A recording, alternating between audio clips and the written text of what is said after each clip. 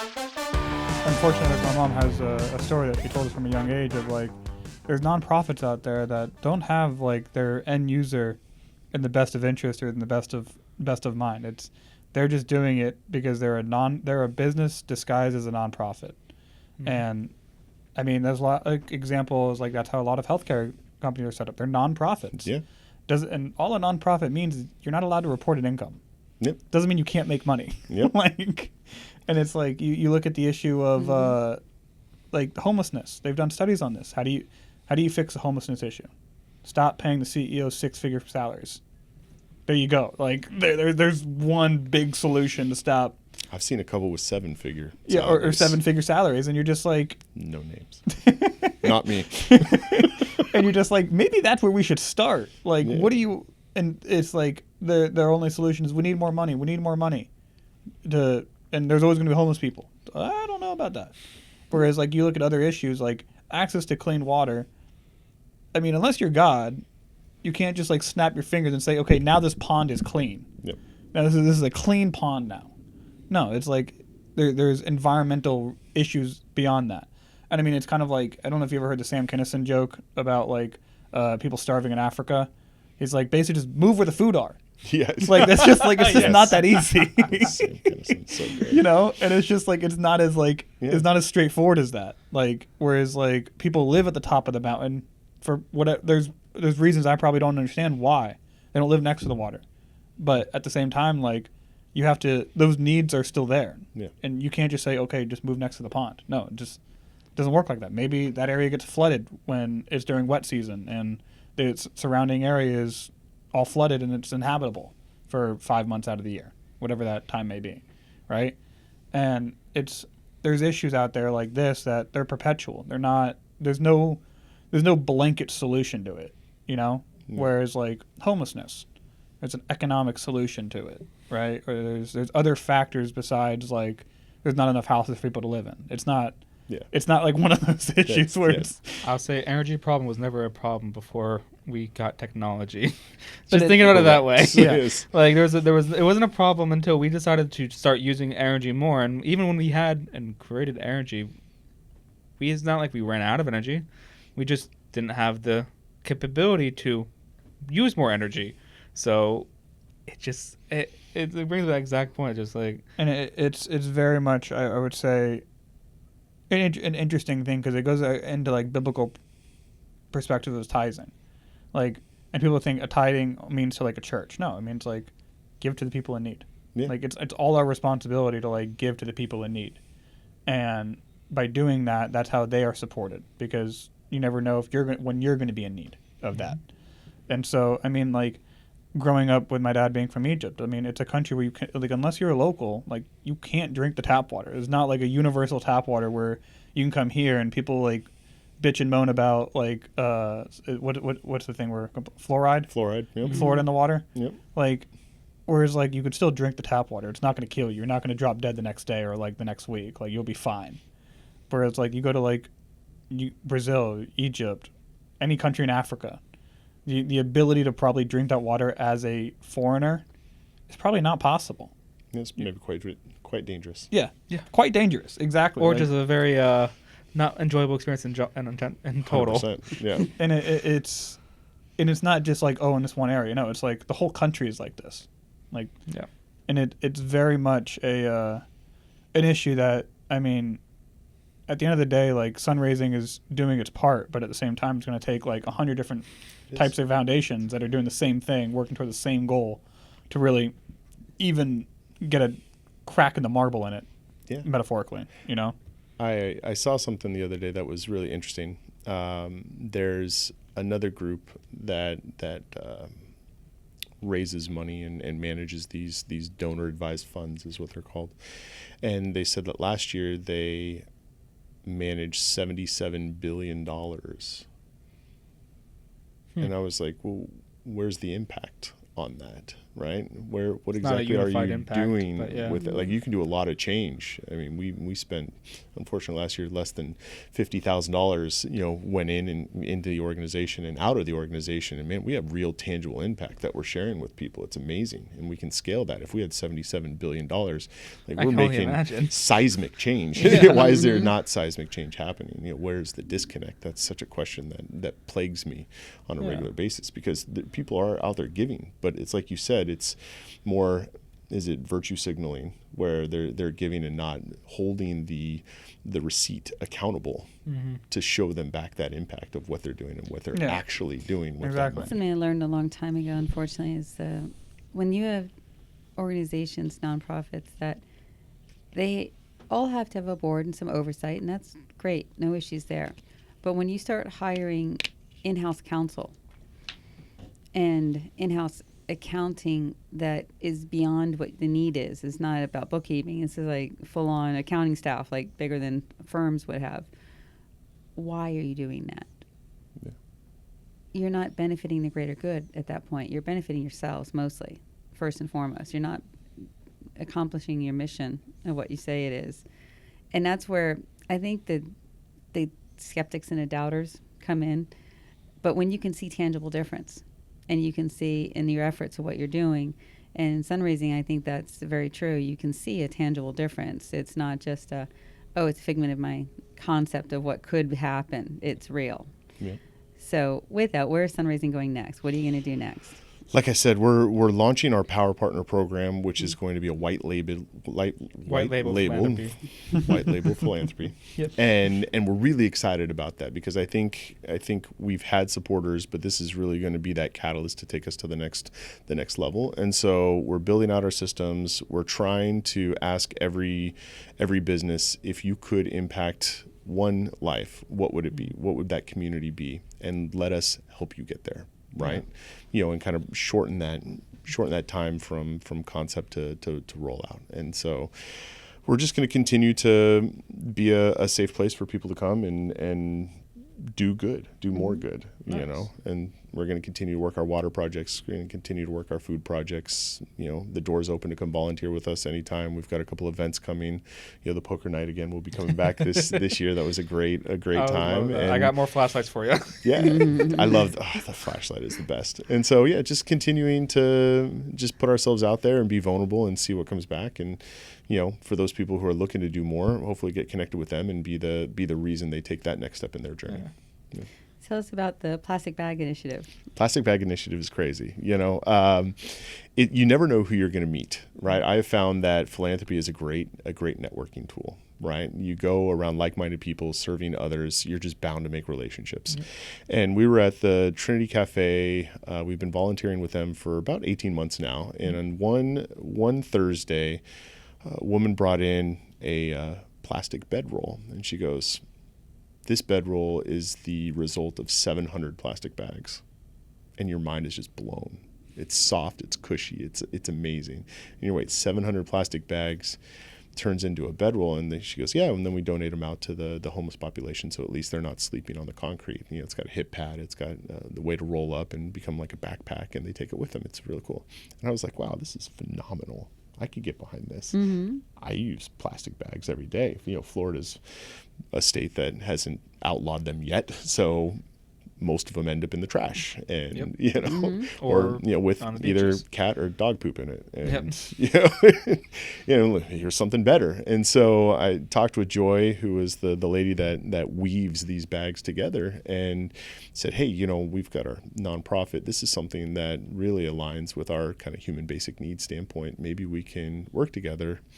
And that just set off this wildfire, where now we have collection bins in 14 different locations. We're producing almost a bed mat every 2 weeks.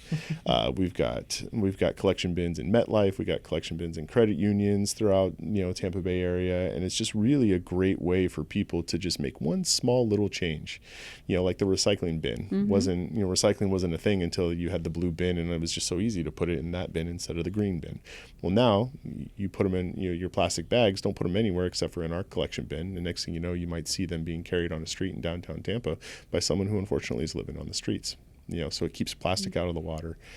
It helps our homeless combination. Yeah. And I a love lot of it. the people building them are senior citizens. And so it gives them some, dexterity opportunities, gives them an opportunity to collaborate with other folks and help with their mental wellness. So we really think it's a trifecta program that is really exciting, and I didn't think I would get, really emotionally attached to it, but it's just become something that it's really fascinating to see how easy it is for people to come together around that program specifically. I think you do a little competition amongst the people that have your containers and say how many can you get in whatever period of time and see how many you can get contributed. Yeah, it'll be interesting to see And they get which naming groups, rights or something which group kind of something. really rallies around You it. know, I I'm think the Four and Co curious- family is the winner, though. Knowing your background of things, have you ever heard of banana baseball? Yeah, of course. All right, so Yep. you're familiar with their whole The thing. Savannah Bananas. And Yep. their some of their philanthropy objectives they have as well, right? I haven't dove into their philanthropic mission. So they work with a lot of different goals. I can't say it off the top of my head, but what it basically is use the time they have to actually be impactful. Yeah. They got screen time, they got advertisement. Like it's just how it is, and he got the guy of it has got a little bit more of his own personal things he does with it, but there's something, I guess, a similar attribute that I kind of think about it is when you think about like that, the way that game is, the banana baseball, they took the concept which has already existed, baseball, and completely reinvented that idea. Doing that is similar of how you can do that like with the philanthropy, in a sense. You're white labeling that is one aspect of it, but now I think you gotta, is with where you're stepping forward is you got a huge platform you have to step on, and I think you gotta really re-engineer how do people perceive what you're about to do, because that's the big thing, is the perception of where the impact is being made. Just like you're talking about, you have other philanthropy businesses, $7.2 billion, and you in your own industry are asking, where is that money going? Because you don't know it, because you can't see it. So and you recognize it, and it's an interesting place where yours at, I think, where you're on that buyer and seller aspect on both ends of the spectrum, and you get to recognize and see it in full picture. You're like, all right, what do we do about this? Because I could see something with the plastic bottles, right? So it's doing something. There's so many creative reuses now for plastic water bottles.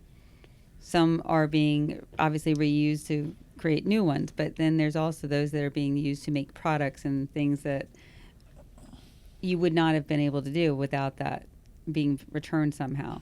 So why not start a complementary initiative to go with the plastic bags to do the bottles? Yeah, I think that's an interesting question to ask is, what can we take that we're throwing away, and can we repurpose it, recycle it, and help a population that is currently struggling with something? That's such a cool, that's why philanthropy is great. And being an entrepreneur is great, because that's really the crux of being an entrepreneur is being to ask big questions and figure out creative ways to solve them. Yeah. And when you apply that to helping others, solving. it's so much more enjoyable. And I found, in my life, the more that we spend energy on helping others, the more the energy comes back to us on the for-profit side of the business, and that's just been a correlation that I can't seem to shake. It's intimately correlated, which if is anybody knows amazing. you, Jason, they know that is literally your story right there. Is what it comes around, what comes around goes around, because the energy and the positivity that you put in your every action that you make, it's recognized and seen, and it's shown in the way how everybody else will come back around to you and treat the way you are, because it's just what you give is what you get, and most of the time you give out good energy, so you get that good energy back, and 100%. It's where you get the opportunity just you want to have a goal and do better for other people. It presents itself as that opportunity and that platform to do so, and I think that belief is where I know you live and drive yourself forward on every day, because it is Absolutely. kind of what just, and I also know as a father you have that expectation of I want to do better for my own kids. I want to make a better world for them. So I think it's interesting. I don't think I've ever said this out loud, and this is certainly, a fun place to do this, right? But at my age and at this point of the career, right, you're in I wouldn't say twilight per se, but you see that there's an end down the road, Yes. right? And so you start to think about legacy and what is your impact going to be, and you always want to leave the situation better than the one that you found it, right? And so, yeah, one of the big motivations is my 3 boys, and hopefully as they go into life and they see what it's like and they look back at me and what we've been able to accomplish, they go, oh, that's inspiring. I want to do something like that.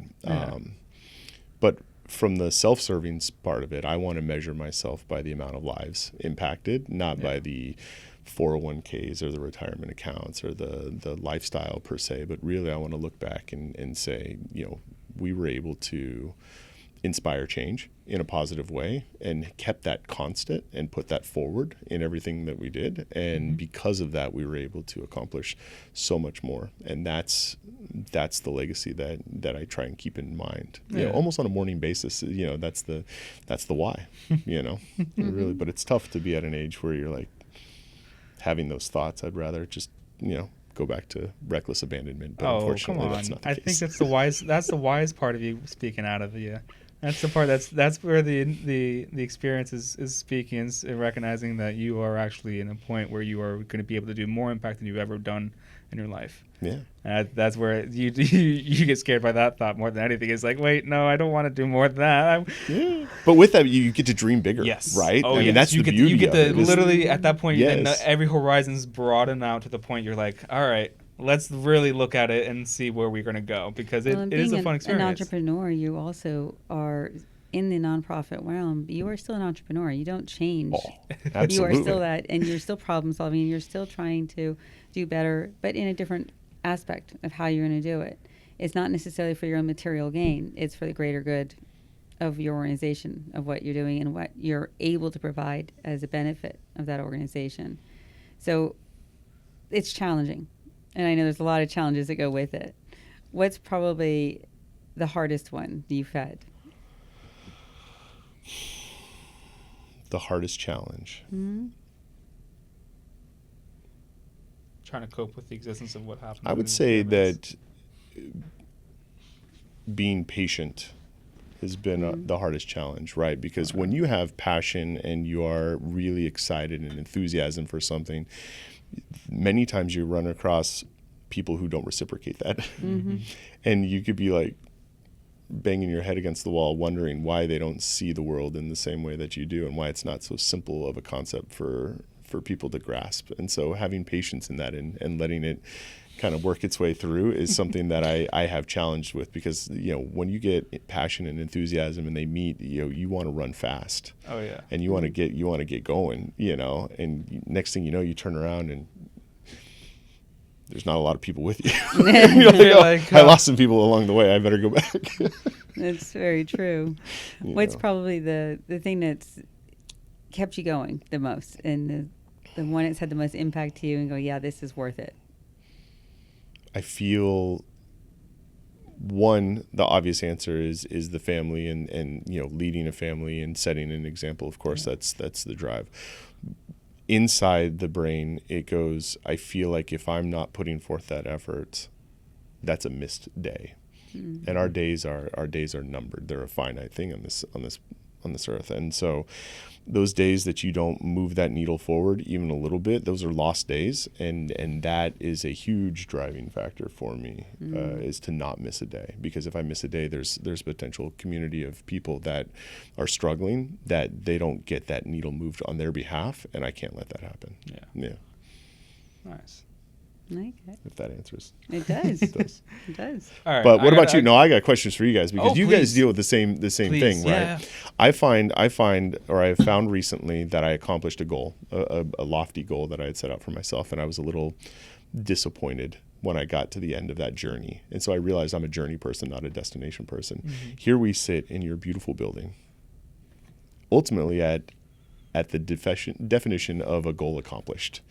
How do you feel? How do you guys sit and feel about where you are now and where are you going? What's that next big goal? Together. Yeah, I think that's one of our reasons. Have our own opinions about it. I know each one of us have all agreed that we're not content in the sense that, like, as much as it's a great accomplishment, it was like, great, there is something more still that needs to happen. And I know I will speak for myself when I say is this, it was for being where we are, and this is being the big first set goal of accomplishment in our journey of where we are as a company, as a family business, and also as just individuals growing through the process. I think if anything else, it set for me personally, this is the goal that we accomplished, and we great. It was like, all right, now we can actually start moving forward, and we can actually start getting to the places that we want to. And it set up the stage much more of excitement, almost in the sense of like, great, we are, but it's also recognizing that there's a finite of time that you gotta recognize and understand that as much as it's great accomplishment, I can't stay here. Because I can't stay in this moment only, because I won't do anything else if I just stay here in this moment. So I gotta keep moving forward in that sense. And I think that same feeling is recognizing that big goal that you set. That first, like, wow, we can actually do it. We accomplish it. Why do I feel like I'm still missing something? I think, yeah, and it's, for me, it's more of like fully fleshing the idea out. Because this is just like when we look at like what we're doing, this is I wouldn't say like the first step, but maybe like the second or third step to fully flesh out the idea of like what we're trying to do is provide this to as many people as possible. Just like the goal of trying to provide as much clean water to as many people as possible is allowing what we're doing. And I don't want to say co-working because it just sounds too taggy and too, I think, shallow sometimes. But what this building has offered the community, what is offered to the people inside of it, and how it's benefited their lives, how it's changed their lives, is something that I think it's the way of how spaces will be used going forward. And I think it fills in the gap of what we've all kind of missed in our lives. And when you're a business that sits in your own office, you don't really talk to any other businesses, you're on different floors or anything like that, I really think it completely misses the mark of what we're all trying to do. Because like when you think of like ancient Rome, right, or ancient Greece, you had the marketplace. Everyone kept each other accountable, everyone kept each other company, right? You had enemies, you had friends, you had colleagues that you were indifferent about. But everybody was around each other, everybody kept each other accountable, everybody helped each other, everybody kind of supported one another. And with this, it's in a way, even though we all do very different things, we're not all selling food, right? But we all do very different things, and we help people in a lot of different ways, the people in this building. There is that aspect of you can go to anyone in the building if you have a question, and you'll find an answer.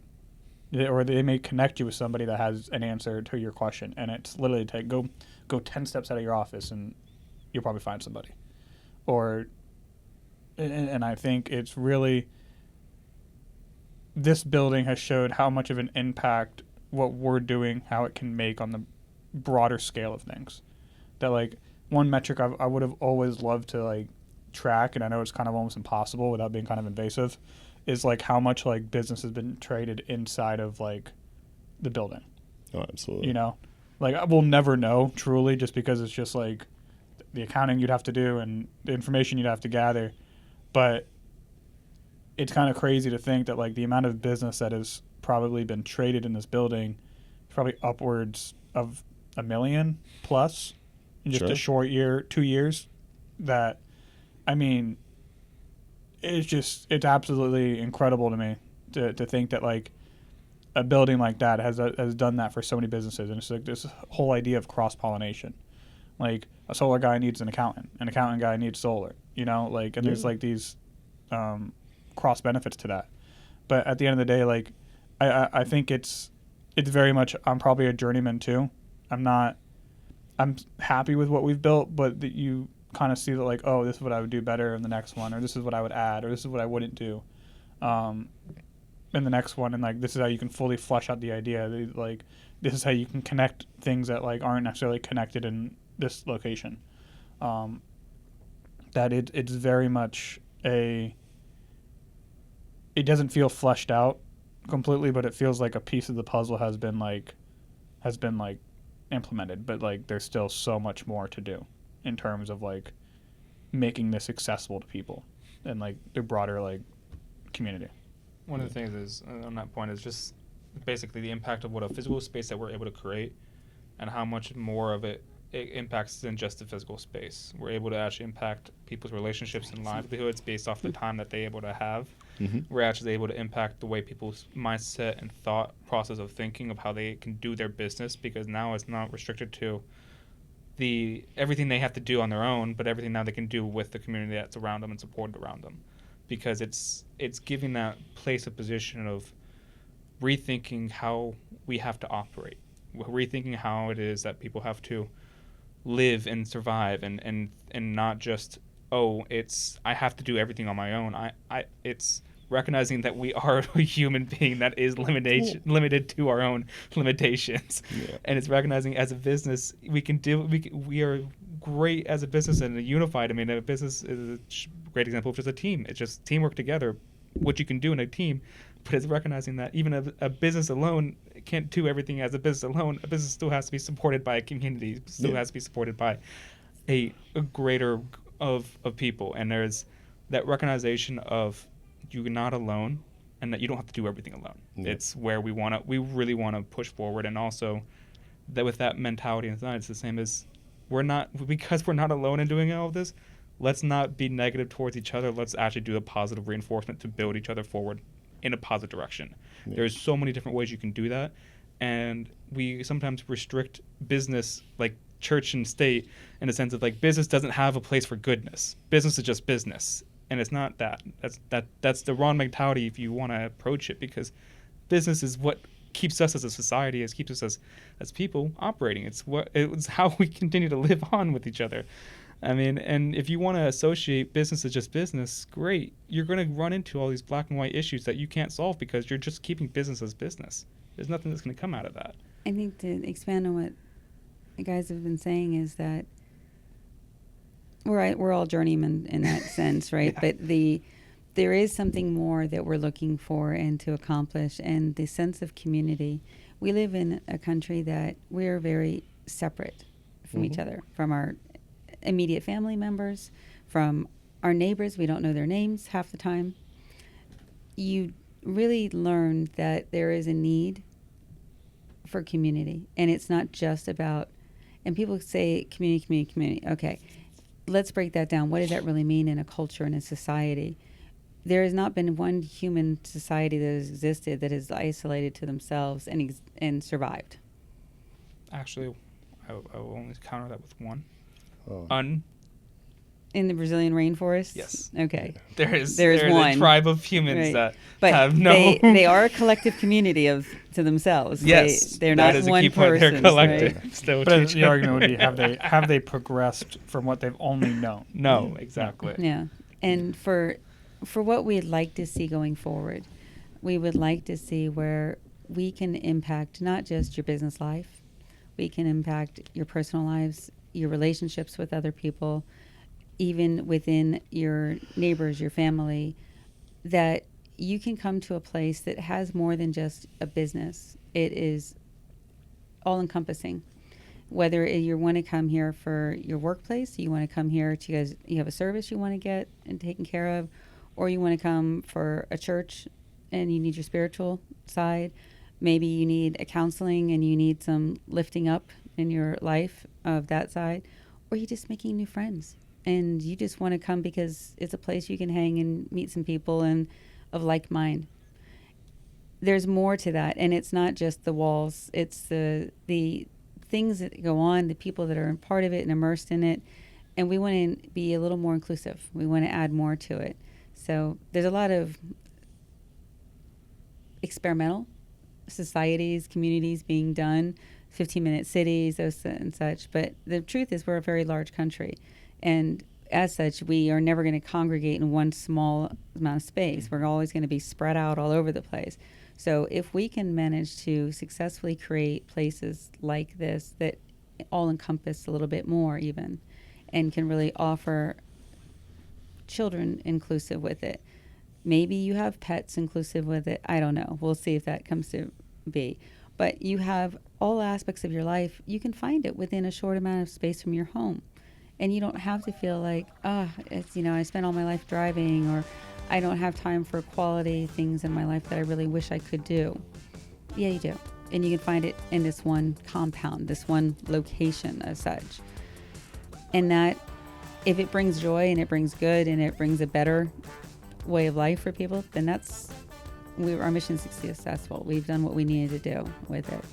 And to do it multiple times over, yeah, it'd be great, because there's more people you can impact and show a little bit more of what's possible.